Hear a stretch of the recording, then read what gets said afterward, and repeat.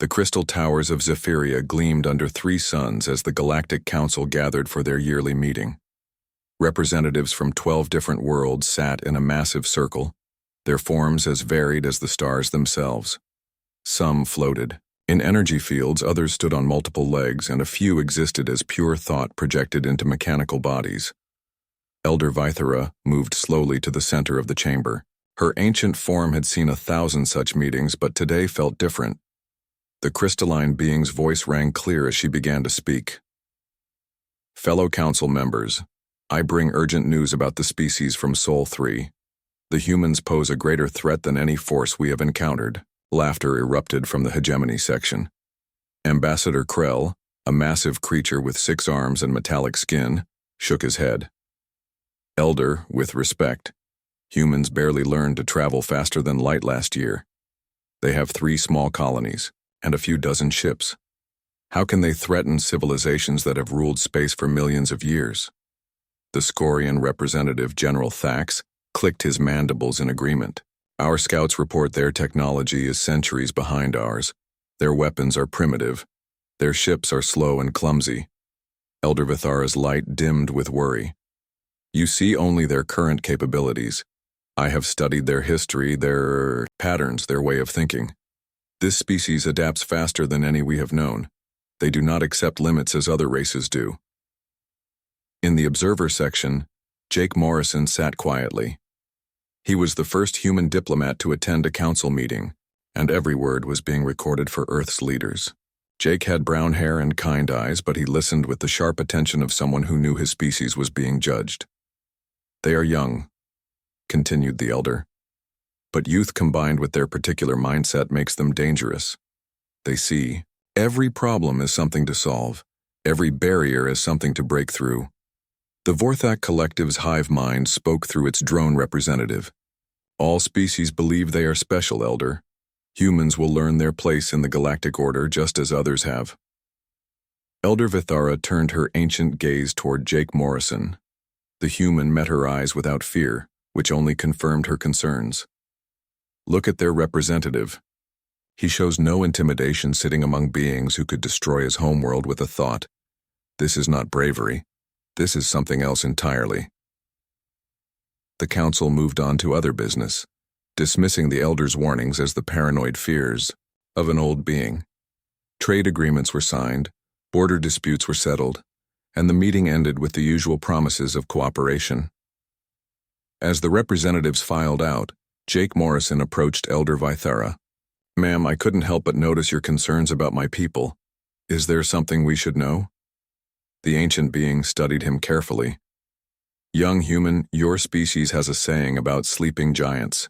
You would do well to ensure the galaxy never sees you as a threat. Jake smiled. We're not looking for trouble, Elder. We just want to find our place among the stars. That, Vithara replied, is exactly what worries me. Meanwhile, on Earth, Dr. Lisa Parker worked late in her laboratory beneath the Colorado mountains. The secret facility housed humanity's most advanced research programs, funded by a coalition of Earth's governments who knew they were behind in the galactic technology race. Lisa studied the alien metal sample under her microscope. 3 months ago, a friendly trader had sold them pieces of a damaged hegemony scout ship. What she found made no sense according to human physics, but Lisa had long ago learned that the universe didn't care what humans thought was impossible. Piantir, molecular structure shifts based on external pressure, she muttered to her assistant, Dr. Amy Foster. It's like the metal learns from stress and becomes stronger. Amy looked up from her own workstation. If we could figure out how it learns, we could make our own materials that adapt. Lisa grinned. This was what she loved about working with humans. Any other species would have spent years trying to understand the theory behind the adaptive metal. Humans immediately started thinking about how to improve it. What if we don't copy their approach, Lisa said. What if we find a completely different way to make adaptive materials? 2 hours later, they had a prototype. It wasn't as elegant as the alien version, but it worked. More importantly, it worked in ways the original designers had never intended. Across the country, Captain Ryan Clark tested humanity's newest ship design in the Nevada desert. The vessel looked nothing like the sleek alien craft they had seen. It was blocky, practical, and built with human engineering principles. "All systems green," reported his co-pilot, Lieutenant Kelly White. "Ready for atmospheric test." Ryan engaged the engines. The ship lifted smoothly, then shot forward with acceleration that pressed them into their seats. According to their calculations, this simple human design should be outperformed by any alien ship of similar size. The test results proved otherwise. The human ship was faster, more agile, and used less energy than comparable alien vessels. Ryan couldn't explain why, but he had learned not to question human engineering when it worked. "Command, this is Test Flight 7, Ryan reported. "The new design exceeds all projections. Recommend immediate production approval." Back on Zephyria, Elder Vithara sent a private message to her homeworld. Her species had survived by understanding patterns that others missed, and the pattern around humanity terrified her. "The humans have been in space for 1 year," she recorded. "Already they improve on technology that took us centuries to develop. They do not study our methods. They create their own, and somehow their crude approaches work better than our refined ones." She paused, choosing her words carefully. "I have seen this before in the deep archives. A species that adapts not through gradual evolution, but through pure determination to overcome any obstacle. The last such species consumed 3 star systems before we contained them. The message would take months to reach the Elder homeworld. By then, Vithara feared, it might be too late for warnings. On Earth, Jake Morrison returned from his diplomatic mission to a hero's welcome. The President and her advisors wanted to know everything about humanity's reception at the Galactic Council. "They don't take us seriously," Jake reported.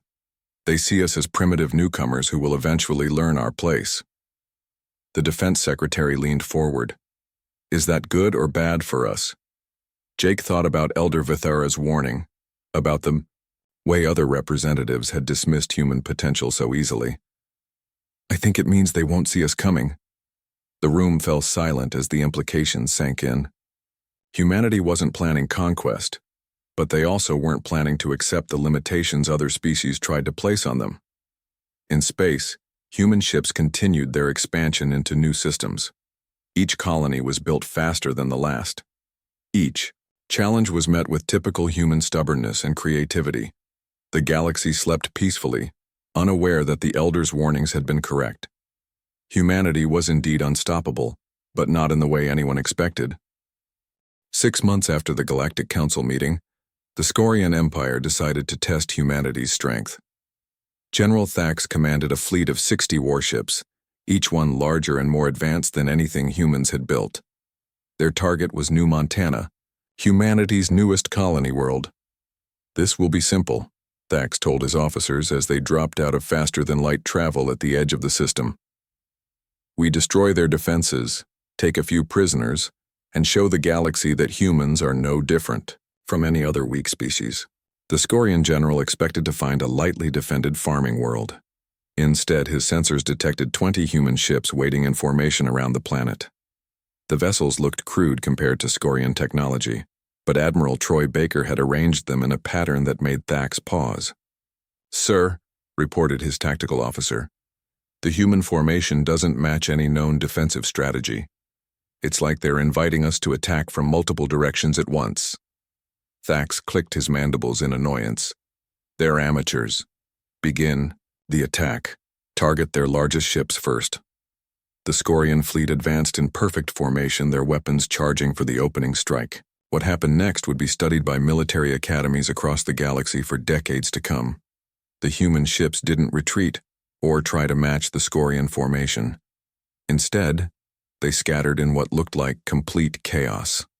Admiral Troy Baker's voice crackled across the human communication channels. "All right, people, just like we practiced. Kelly, take your wing and show them why we loved dodgeball in school. Ryan, you're up for some fancy flying. Sam, get ready for the surprise party." Lieutenant Kelly White grinned as she pushed her fighter into a dive that would have been impossible for any other species to survive. Human pilots trained in Earth's atmosphere where thick air and strong gravity taught them to handle forces that would crush alien pilots. Roger that, Admiral. Beginning evasive maneuvers.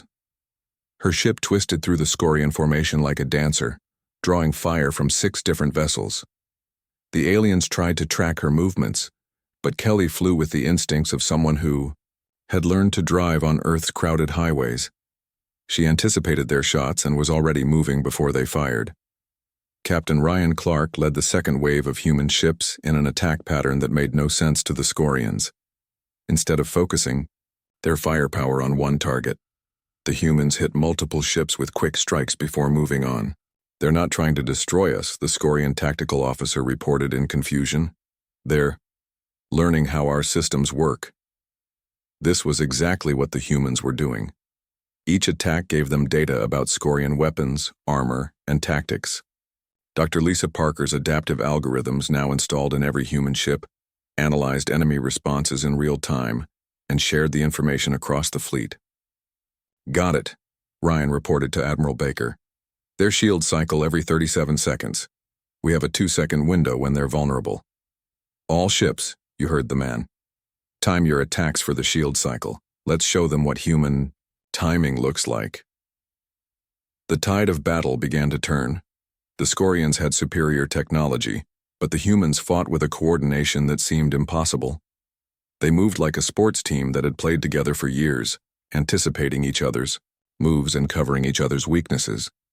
Captain Sam Rodriguez commanded the boarding ship Earth's Pride. While the space battle raged, he led his team toward the Scorian flagship. His ship was smaller and faster than anything in the alien fleet, designed for exactly this kind of mission. "Remember, folks," Sam told his boarding crew as they approached, "the enemy dreadnought. We're not here to fight fair. We're here to win." The boarding party consisted of 12 humans armed with standard equipment. They were about to assault a ship with over 300 Scorian warriors. Any sane military commander would have called it suicide. Sam Rodriguez wasn't sane by alien standards.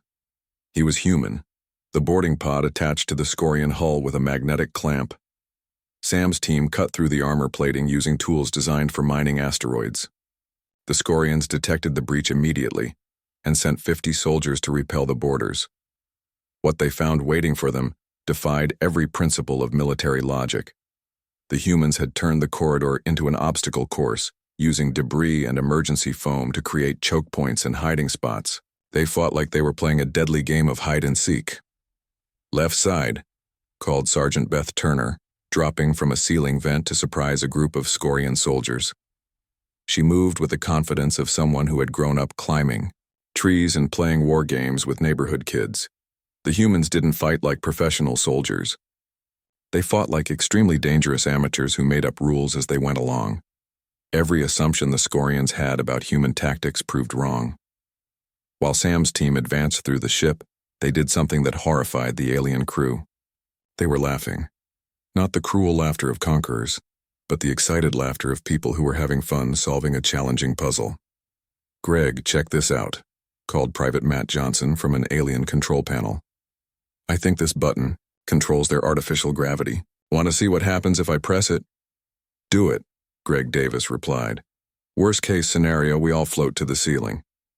The gravity field fluctuated, sending Scorian defenders tumbling through the corridors. The humans, who had trained in zero gravity, adapted immediately and used the confusion to advance deeper into the ship. Within 2 hours, Sam's team had captured the bridge of the Scorian flagship. They didn't understand most of the alien technology, but they had figured out enough to disable the ship's weapons and shields. "Admiral Baker, this is Sam. We've got their command ship. Also, you need to see this. They have some really interesting technology here." Admiral Baker watched from his command ship as the Scorian fleet began to retreat. What was supposed to be a simple demonstration of human weakness had become a disaster for the attackers. "Sir," reported his communications officer, "we're receiving a message from the Scorian fleet commander." General Thax appeared on the main screen, his usually confident demeanor replaced by something approaching panic. "Human Admiral, we withdraw from this system. This battle is concluded." Troy Baker nodded calmly. "Safe travels, General. And next time you might want to bring more ships. As the Scorian fleet limped away, the human crews began the process of examining their captured prizes. Sam's team had taken control of the most advanced warship in the Scorian Navy, and they were already planning improvements to its design. "This armor plating is pretty good," observed Amy Foster, who had been transferred to the colony for exactly this kind of situation. "But I bet we could make it better if we combined it with our adaptive materials." The battle reports that reached the Galactic Council 3 days later caused panic among the major powers. A human fleet, 1/3 the size of the attacking force, had not only won but had captured enemy vessels and turned them into hybrid ships that outperformed their original specifications. Elder Vithara read the reports with growing dread. Her people had tried to warn the galaxy, but no one had listened. Now it was beginning. On New Montana, the colonists celebrated their victory with a barbecue. Children played games while adults shared stories of the battle. To them, it had been just another challenge overcome, another problem solved. Admiral Troy Baker stood watching the sunset, thinking about the look of confusion in General Thax's eyes. The Scorians hadn't just lost a battle. They had encountered something they didn't understand. A species that treated warfare like an extreme sport and got better at it every time they played. The humans were learning, and that terrified anyone who understood what it meant. The news of humanity's victory at New Montana spread across the galaxy like wildfire. What had been intended as a simple lesson in galactic power had become something much more dangerous. The humans had not just won, they had made it look easy. Ambassador Jake Morrison found himself in high demand as species after species requested meetings with Earth's government. Some wanted trade agreements, others wanted to understand human technology, and a few were clearly gathering intelligence for future conflicts. "The hegemony wants to establish an embassy on Earth," Jake reported to the Global Defense Council. "They're offering advanced medical technology in exchange for access to our engineering methods." President Collins leaned back in her chair. "What do our analysts think?" Dr. Lisa Parker spoke up from her seat at the conference table. "They want to understand how we innovate so quickly. Every sample of human technology they've analyzed seems to work better than it should. That's because we don't limit ourselves to their rules," added Dr. Amy Foster, who had become Earth's leading expert on alien technology integration. "They spend centuries perfecting one approach. We try 17 different approaches in a month and pick the one that works best." The president nodded. "Set up the embassy, but make sure they understand that any technology sharing goes both ways. If they want to learn from us, they need to be willing to teach as well." Across the galaxy, human colonies were expanding at a rate that alarmed established civilizations. What took other species decades to accomplish, humans completed in months. New worlds were terraformed using techniques that shouldn't work according to conventional science. Captain Beth Turner commanded the terraforming ship New Horizons as it approached the world that would become humanity's 7th colony. EQ. Planet was a frozen wasteland with an atmosphere that would kill most life forms. "Beginning atmospheric conversion," Beth reported to Earth Command, using the new Foster-Parker method. The Foster-Parker method was typical of human problem-solving. Instead of gradually adjusting a planet's atmosphere over centuries, they had figured out how to trigger massive changes in just months. The technique combined alien atmospheric processors with human industrial methods in ways that made alien scientists declare it impossible. 6 months later, the frozen world had breathable air and growing cities. Other species sent survey teams to understand how humans had accomplished what should have taken generations. "It's like they don't understand that terraforming is supposed to be difficult," reported a Vorthak observer to his collective. "They treat impossible challenges as weekend projects."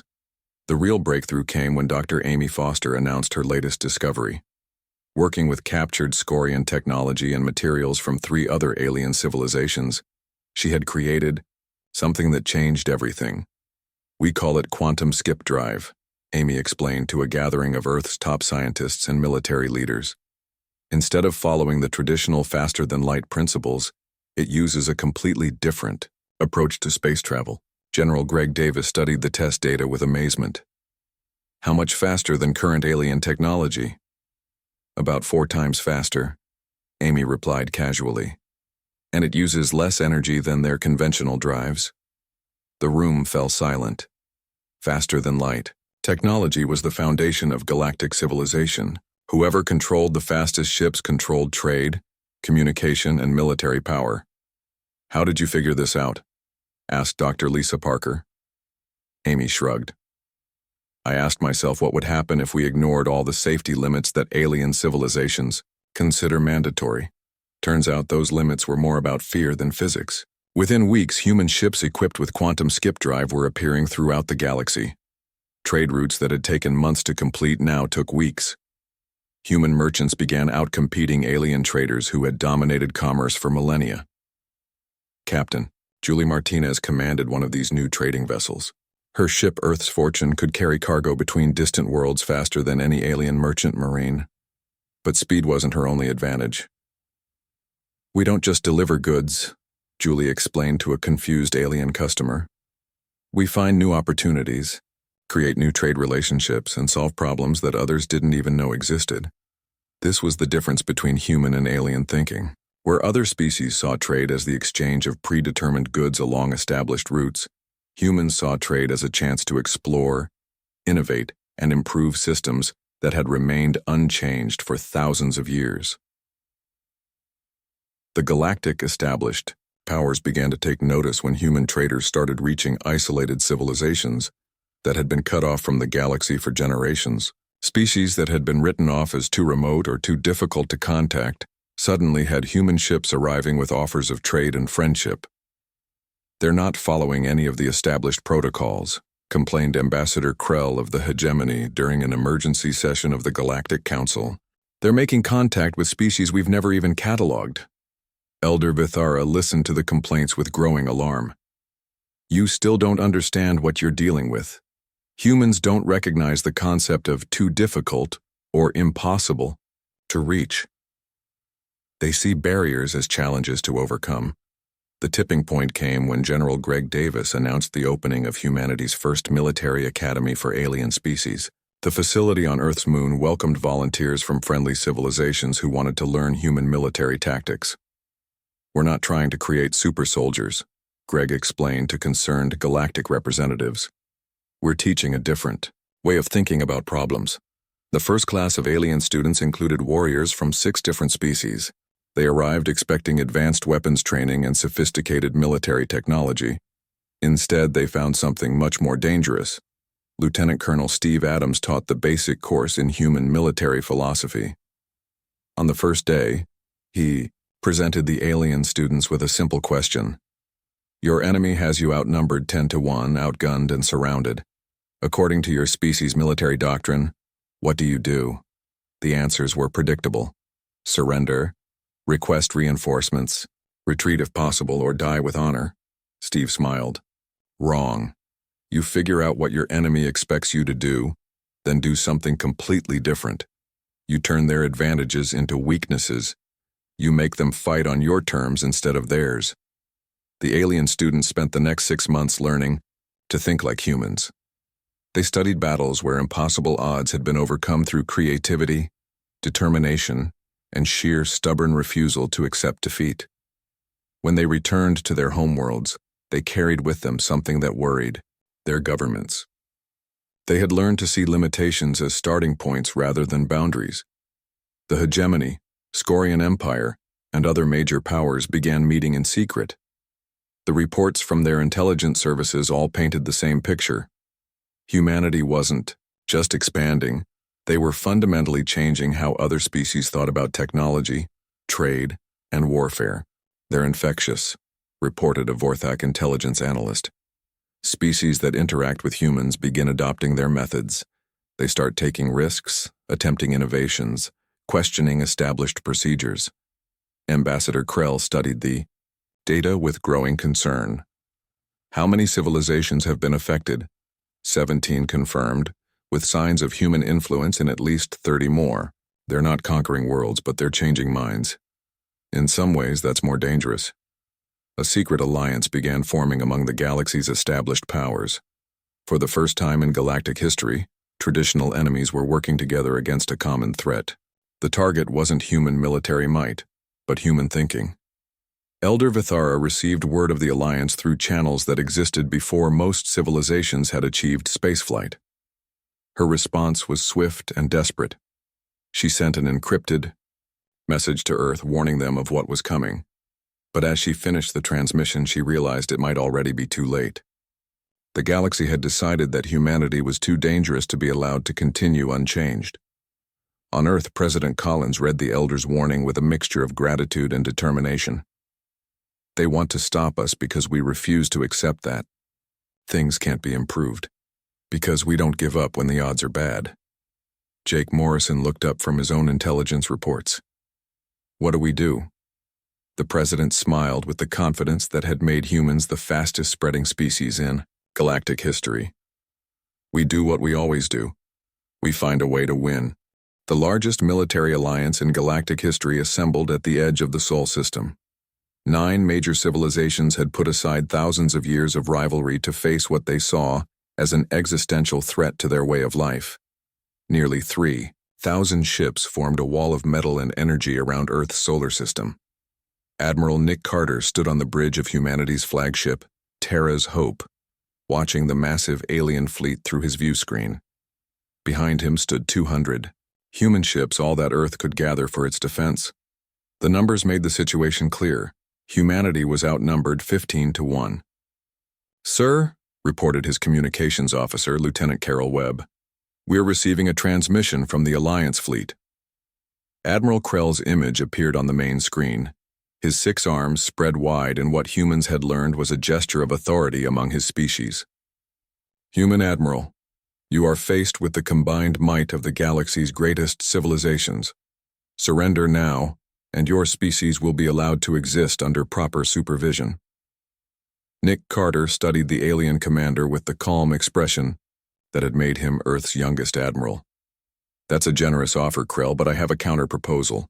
Turn around and go home before someone gets hurt." Laughter erupted from multiple alien ships as the transmission was shared across the Alliance fleet.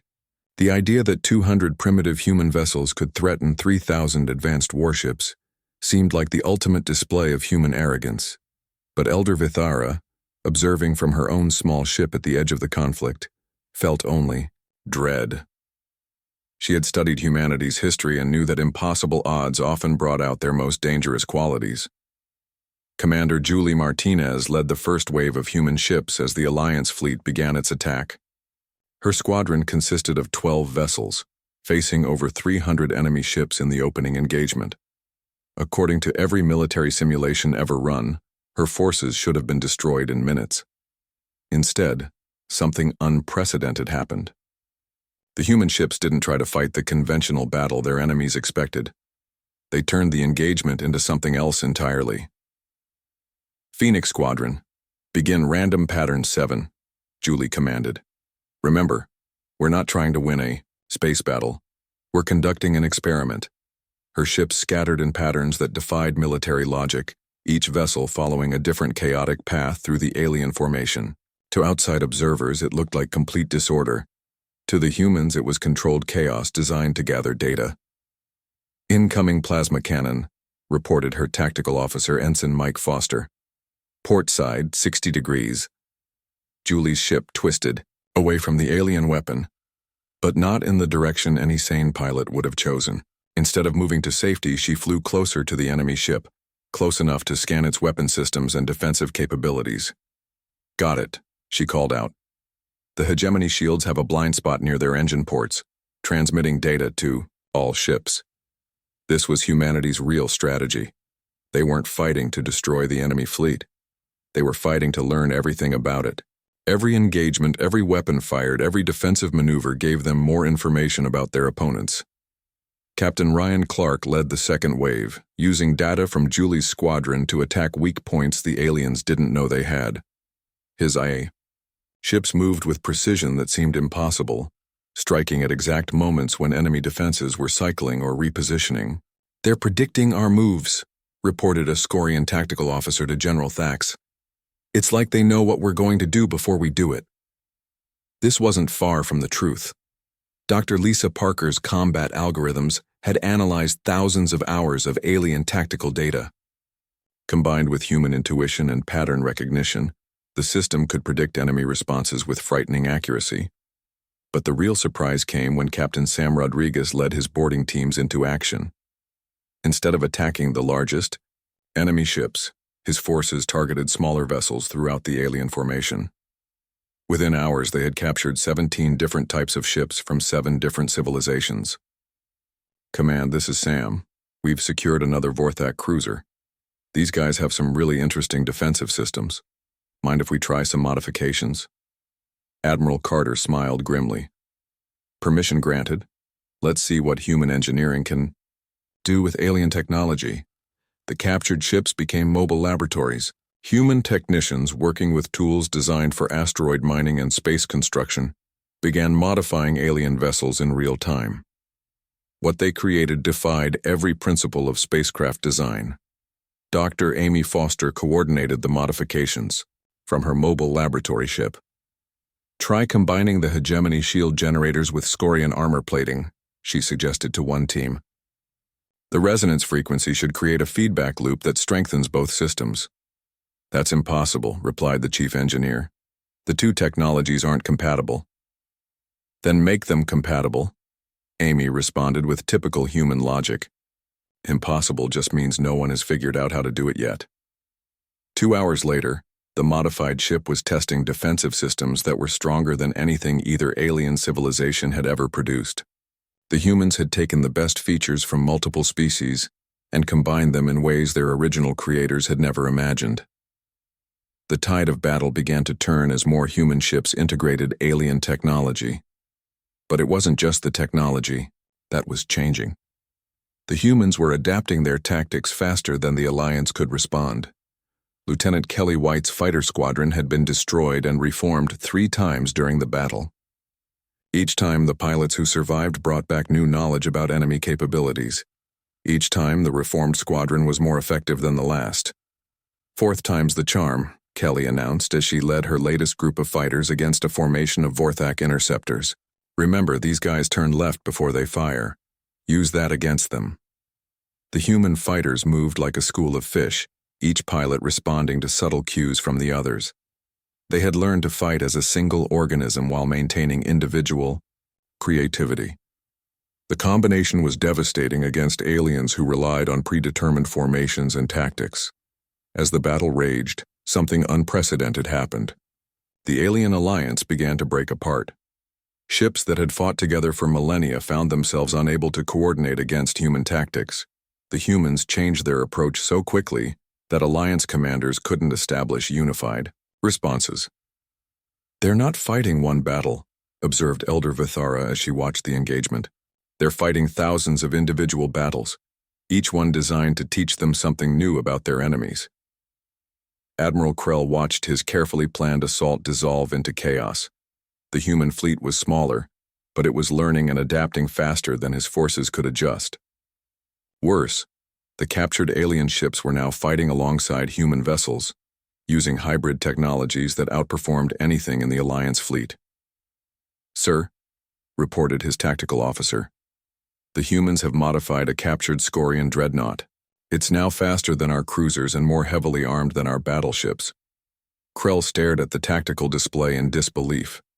The humans had taken a captured enemy vessel and improved it in the middle of a battle. The concept was so alien to his thinking that he couldn't process what he was seeing.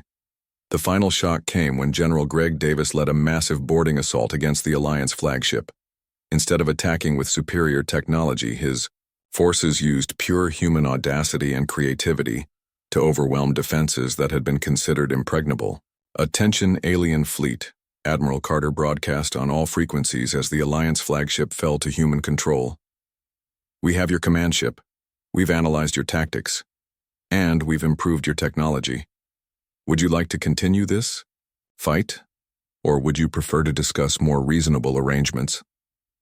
The alien Alliance fleet began to withdraw in complete disorder.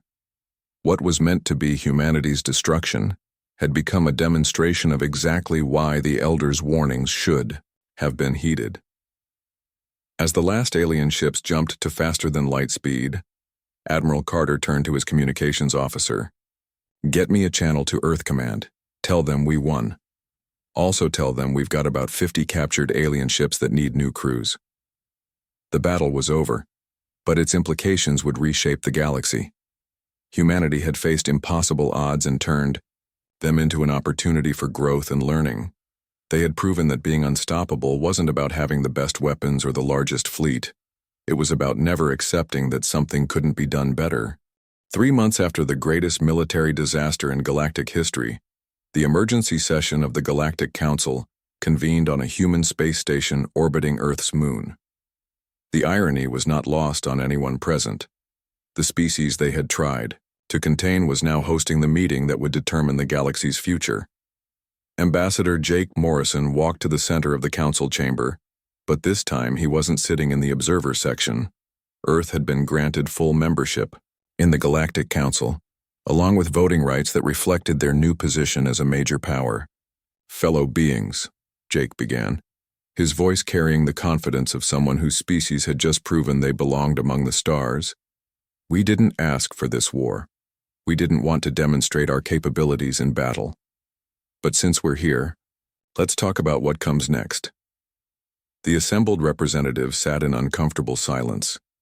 Many of the civilizations that had attacked Earth were now requesting trade agreements and technology exchanges. The weapons they had feared were now the innovations they desperately needed. Elder Vithara moved slowly to join Jake at the center of the chamber. Her ancient form seemed even more fragile after the recent events, but her voice remained strong. "I warned you all," she said simply. "But I was wrong about one thing. I told you that humanity was unstoppable. What I should have said was that humanity makes others unstoppable too." This was the revelation that had changed everything. In the months following the battle, species that had worked with humans began displaying the same innovative thinking that characterized humanity. They started questioning old limitations, attempting impossible projects, and refusing to accept that problems couldn't be solved. Dr. Amy Foster presented her findings to the council with the enthusiasm of someone who loved solving puzzles. "We've analyzed the psychological changes in species that have extended contact with humans. The effect appears to be permanent and beneficial." She activated a holographic display showing data from dozens of worlds. The Centauri developed faster-than-light communication after working with human engineers for 6 months. The Altarian Collective created self-repairing space habitats using principles they learned from human mining operations.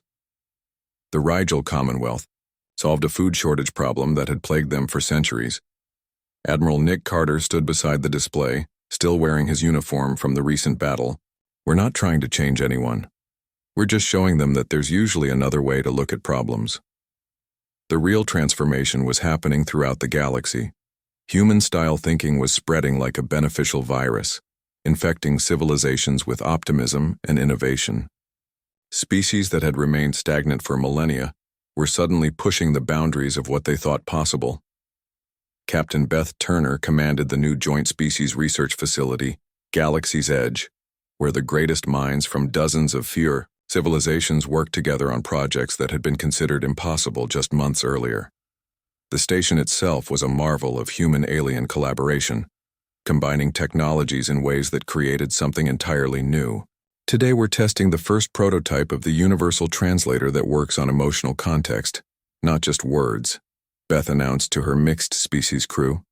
"Dr. Lisa Parker's team thinks they've cracked the code on making different species understand not just what others are saying, but how they feel about it." The device represented everything that was changing about galactic civilization. Instead of each species working in isolation, they were combining their unique perspectives to solve problems none of them could have addressed alone. The breakthrough had come when a young human engineer named Alex Thompson suggested that translation wasn't just about language. "What if we're not just missing words?" he had asked during a design meeting, "but missing entire ways of thinking?" The resulting device didn't just translate speech. It helped species understand the cultural and emotional context behind communication. For the first time in galactic history, truly effective cooperation between different civilizations became possible. General Greg Davis established the new Galactic Defense Academy on Earth, where volunteers from across the galaxy came to learn what humans called impossible situation management. The facility trained not just military officers but scientists, engineers, and administrators who wanted to learn human problem-solving techniques. The key, Greg explained to a class of mixed-species students, is to understand that every limitation is just information about your current approach. If something doesn't work, you try something else. If that doesn't work, you try a third thing. You keep trying until you find what does work. A Vorthak student raised one of its appendages. But what if there is no solution? Greg smiled with the expression that had become famous throughout the galaxy. Then you haven't tried enough different approaches yet. The Academy's graduates were transforming their homeworlds. They returned with a new understanding that problems were opportunities to learn and grow, not obstacles to acceptance. The change was so dramatic that several civilizations established permanent exchange programs with Earth. Captain Steve Adams led the first mixed-species exploration mission into the unknown regions beyond the galactic rim. His crew included former enemies who now worked together with the easy cooperation that characterized human teams. Sensor contact, reported his Scorian tactical officer, Lieutenant ZX Thara. Unknown vessel, configuration unlike anything in our databases. Steve leaned forward in his command chair, feeling the familiar excitement that came with encountering something new. Hail them using the new universal translator. Let's see if we can make some friends. The response that came back was unlike anything they had expected. The unknown aliens replied not with hostility or suspicion, but with curiosity. They had been watching the galactic civilizations for centuries, waiting for someone to develop the wisdom to explore peacefully. Your species intrigues us, the alien commander transmitted. You approach the unknown with joy instead of fear. This is unusual. Steve grinned. We're human. Unusual is what we do best. The contact led to the discovery of an entire network of advanced civilizations that had remained hidden from the galaxy. They had been waiting for the younger species to mature enough for true cooperation. Humanity's influence on galactic thinking had finally made that possible. Back on Earth, President Collins met with her advisors to discuss the latest reports from across the galaxy. The transformation was beyond anything they had imagined when humans first reached for the stars. 73 species have requested human advisors for major projects, reported Jake Morrison. 15 civilizations want to establish joint research facilities, and the Galactic Council has voted to make human innovation principles part of their standard educational curriculum. Dr. Lisa Parker looked up from her latest project, a collaboration with alien scientists to develop technology that could make entire star systems more habitable. We're not just changing how they think about problems, we're changing how they think about possibilities. Elder Vithara sent her final message to the Galactic Archives, a record of the transformation she had witnessed. The humans were indeed unstoppable, she recorded, but not in the way we feared. They didn't conquer the galaxy. They liberated it from its own limitations. Her ancient species had spent millions of years observing the rise and fall of civilizations. They had seen empires built on conquest, on technology, on fear, but they had never seen anything like humanity's approach to existence. They taught the galaxy that the word impossible is just a challenge waiting for a creative solution. They showed us that cooperation produces better results than domination. They proved that sharing knowledge makes everyone stronger, not weaker. As her message concluded, Elder Vithara looked out at the galaxy she had helped watch over for so long. Human ships moved along new trade routes, carrying not just goods, but ideas. Human-trained crews explored regions that had been avoided for centuries. Human-inspired innovations were transforming worlds that had remained unchanged for millennia. The elders had warned the galaxy about humanity. They had been completely correct. Humanity was unstoppable. But what made them unstoppable wasn't their weapons or their ships or their technology. It was their absolute refusal to accept that anything had to remain the way it had always been. They looked at the galaxy and saw not a collection of separate, competing civilizations, but a vast community of different minds that could work together to solve any problem. And in teaching that lesson to the galaxy, humanity had done something that no conquest could achieve. They had made everyone unstoppable,